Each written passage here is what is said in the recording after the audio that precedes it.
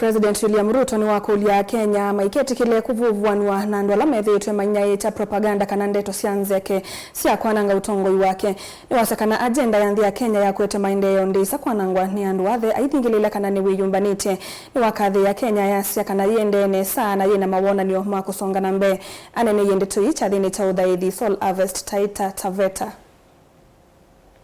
Usumbe William Ruto ni wakulia Kenya meke kuvuvwanywa ni ala waweta mende sienzeke kieleloni cha kuona nthi ya Kenya ivaluka. Ruto ni waweta kana kielelo cha uthukumwa serikali yake kivingiso ni ya kunimakelele iweta kana uwa na mawonanyo meonanya nthi ya Kenya yende nesa. I am a man on a mission.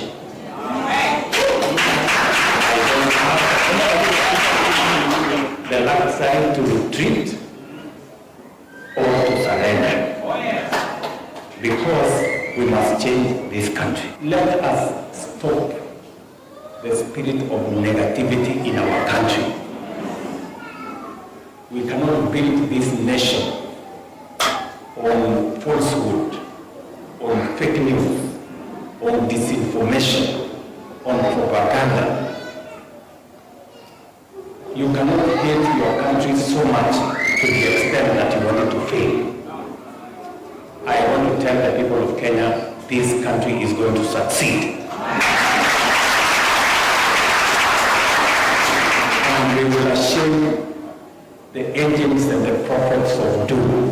Usumbe William Ruto wetakika vindani kana wathithia kanisani wa Sol Harvest kwa Taveta kaunti ya Taita Taveta aithingirira programs ya serikali yake ivo kuikia stima kila musi ivanite kuikia stima misingilima na mwanza tuvikia mwakani wa 2027 ona buyovo ni wawetakana walonywa uiti wa taifa kia na nyumba cia ngarama nini no kwende otondo ivangitu ni serikali yake. Barabara zetu tumezipangia vizuri. Mpango yetu ya social health ama taifa care inasonga vizuri. Mpango yetu ya affordable housing imeshika kasi. Mpango yetu ya masoko inaendelea vizuri. And I am confident we are going to transform our country. We are going to change Kenya.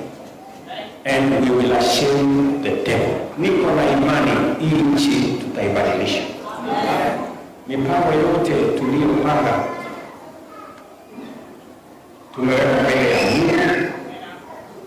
Mpango yetu ya kuzalisha chakula, tumeona bei ya chakula imeanza kurudi chini. Mpango yetu ya kuhakikisha kwamba cost of living imeteremka chini. Bei ya mafuta imeteremka chini. Hata leo kwa shilingi 4 bei ya mafuta imekuja chini.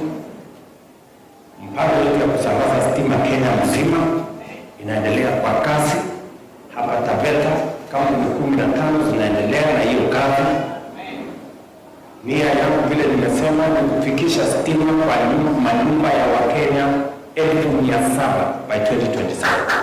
Ingirutu na kule malevo andikani wa nthisi ya ndola wende vande ya Kenya wala mweka maana tatu makwati ya nthisi ya mwingo wiki mbudho mbitu. Kuzalisha ajira kwa vijana wetu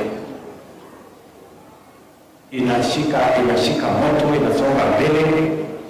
Hata wiki hii vijana 300 wamepata ajira, wamepanda ndege kwenda ng'ambo. Hii wiki